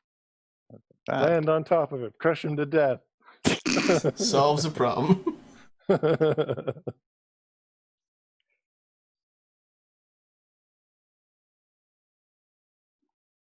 Oh, God. I'm pretty sure he won't be able to beat that unless he rolls exceedingly well. No. So you managed to keep hold of the Fearbulk as you slip and fall in the grease.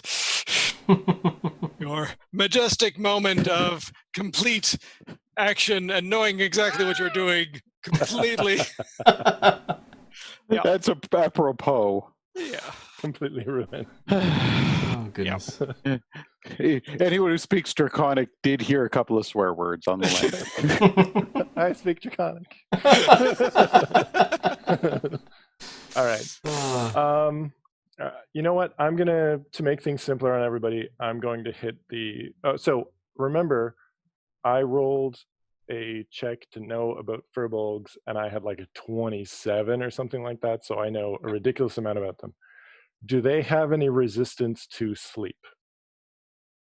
Not that you know of, no. Okay. And I figure I would know with that ridiculously high roll. All right.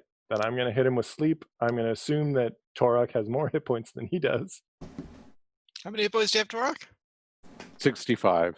All right. So 41 hit points. If he has 41 hit points or less, he goes sleepy bye. Now that's a 20-foot radius from a certain location. How focused is this? There's a bunch of people in that tavern that are having a really good night's sleep right now. I mean, we're on, like, there is the wall, so I'm going to try and position it, and it's not going to affect the other side of the wall, so I put it over as close as I can to the wall to just target him. Does 41 hit points put him to sleep? It does not. But it's not in the range of any of us, is it? No. Okay. Because I would be asleep. So I tried. Yeah. So Turok gets his footing. So Torok needs to make another dex saving throw? Or at least crawls, pulling him along to get off the grease. While saying in Draconic, hopefully he basically says, I know where we need to take him.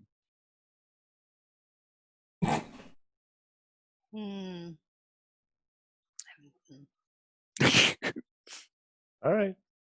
Leon will follow. And he looks at Leon and says in Draconic the while. Yeah. Give me an intelligence check, Torok.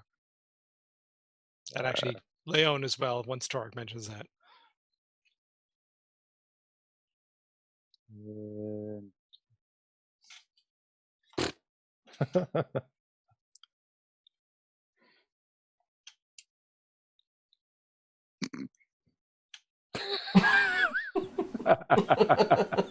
There is no intelligence happening here. Well, Leon, that's high enough to. As soon as you hear that, you're like, that's a long way away. Oh yeah, no, that's incredibly far away. It's highly impractical.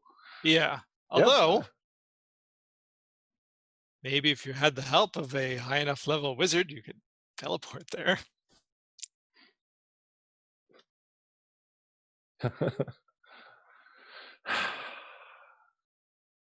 All right. So what's the plan, Torok? Are we leaving the city now? At this point, I think that's for the best. All right. Would someone like to go and collect various other individuals who are accompanying us? Okay. That'll be done. And Torok's like, and help me out of the grease. Sorry, how much of their conversation there was in Draconic? I'm assuming most of that up until the asking for help part. Okay, so then I don't speak Draconic. Does anyone else speak Draconic? Because like we just have no idea what's happening. When I said what's the plan, Torok, that was in common. Oh, that was in common. Okay. Yeah. Once I tried putting him to sleep, that didn't work. Torok is planning on taking him really far away, which I know is completely impractical, but there's basically no stopping. I've used all of my high level spells, so there's no stopping Torok for me. So, and nobody else is on my side, so I'm just resigned to the fact that we're just going to go and do what Torok wants to do.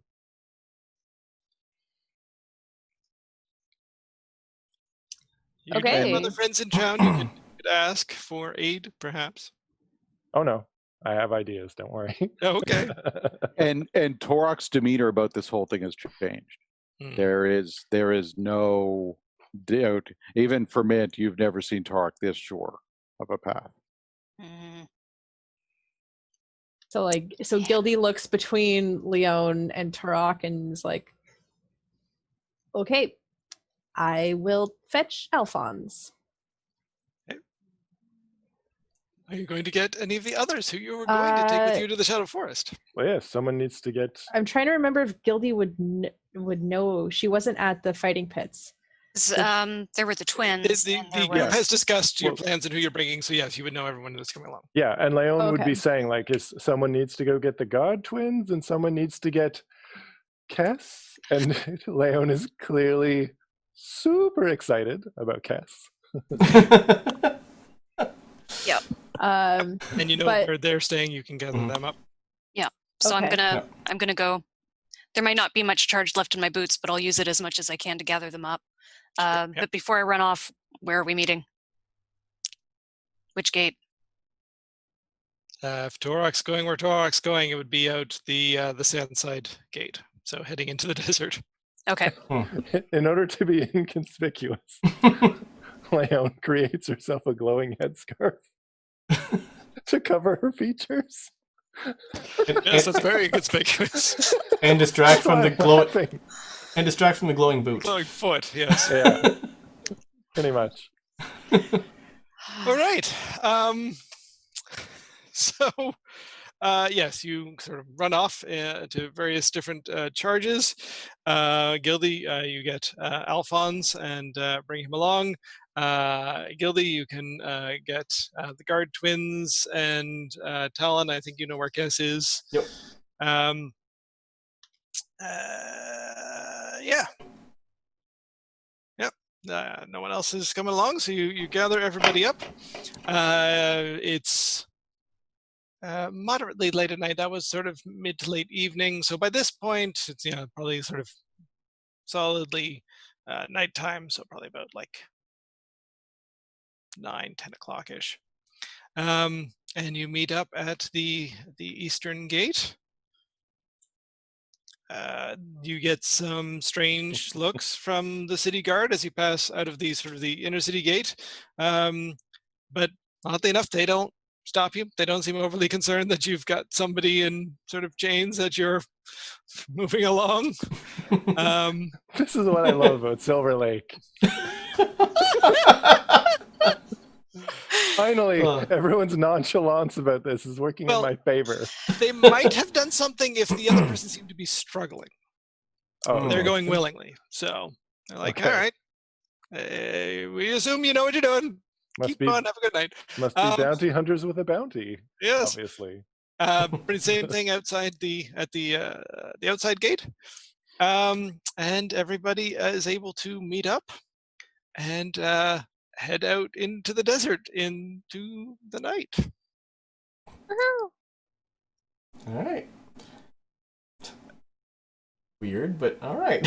Yeah. How far are you gonna go?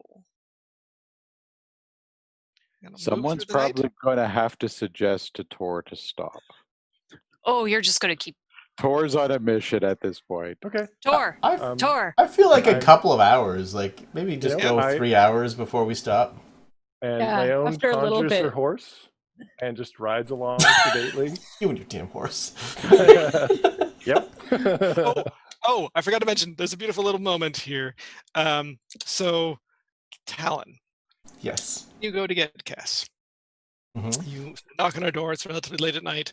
Takes a moment or two for someone to answer, and she sort of comes. She's got sort of a robe wrapped around her, and sort of blinking a look up as she was like, "Oh, are we going now?" Yeah.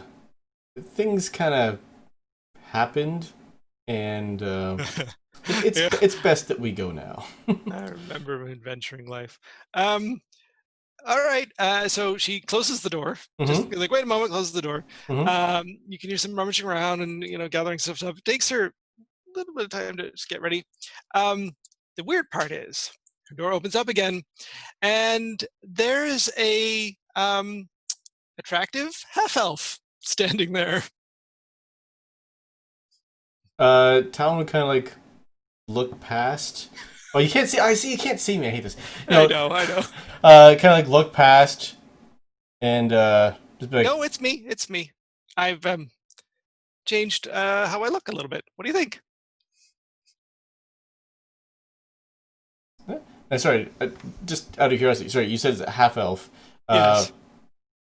Does Kess look female, male right now? What's Still female, yes. still female? Okay. Yeah, Talon looks like. I like it. Nice. All right, let's go. Yeah. And she, yes, comes out. You will probably need to reintroduce Kess to the others.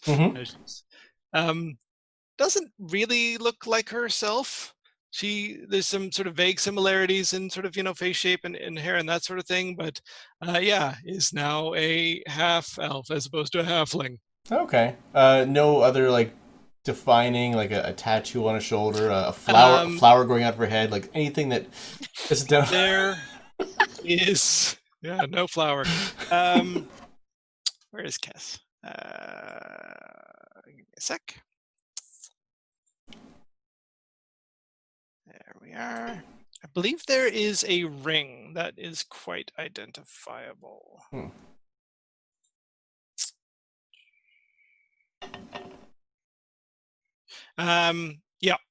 So there's a faintly glowing ring on her finger that you remember seeing before.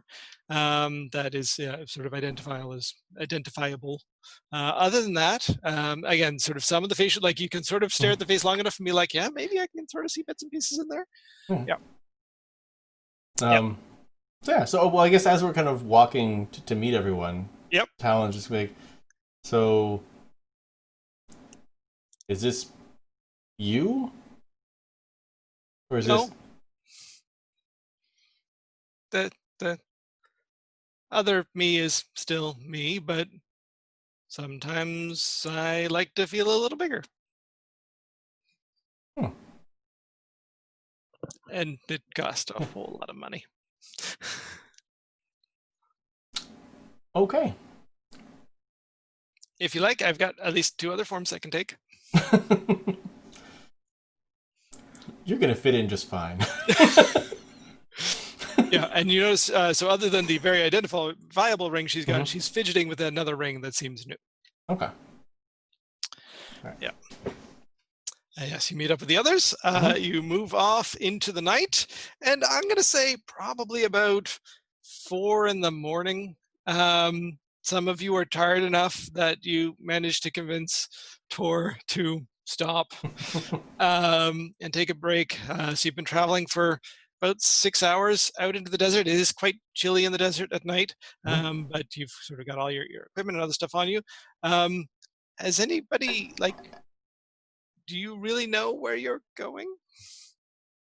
Yeah, Gildy's real confused.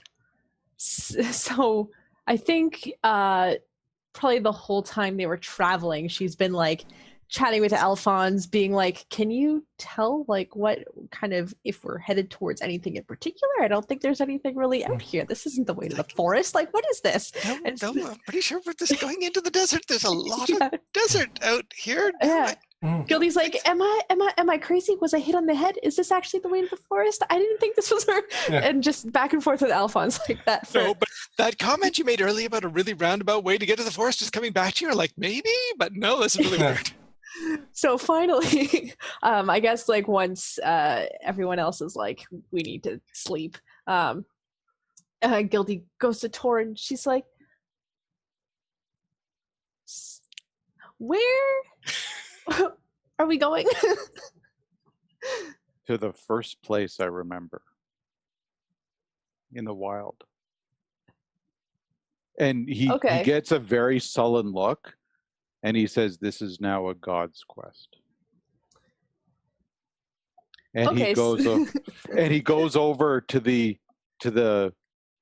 being person who's chained up. Yeah, who's now a Fearbolg. Their form has long since, resumed. And he looks at him with lightning on his mouth, and he says, "Your life is no longer yours." Seems like a perfect place to end for this evening. Yeah, I was going to say, Guilty doesn't have much of a response. She just kind of says, okay. So, Leon actually does a decent job. I have a deception of 17 to both hide the fact that I'm totally fangirling out about Kess. Yeah. And also making it look like, at least as far as Kess is concerned, that my glowing boot was totally intentional and part of the whole magical ensemble. She actually is like, yeah, that's a neat little thing. It's sort of like the, you've got one foot that's a little bit off. It sort of, you draws attention to it, but also it's sort of, it's very avant-garde. Oh my God, Leon's going to do this on purpose now, isn't she? No, I'm not. I'm just really hoping that my boot stops glowing. Yep, in another 2 days. I know. And then you can just pretend that you were bored with that look. That's right. Yeah. All right, so that was an interesting episode, and we shall see what happens next time. Thank you for joining us. We'll be back again in 2 weeks, and we'll find out what happens on the next, hopefully less murdery episode of the next level. There were no murders. I make no guarantees. I'm sorry. That's right. Have a good week, all. Take care. Bye. Bye.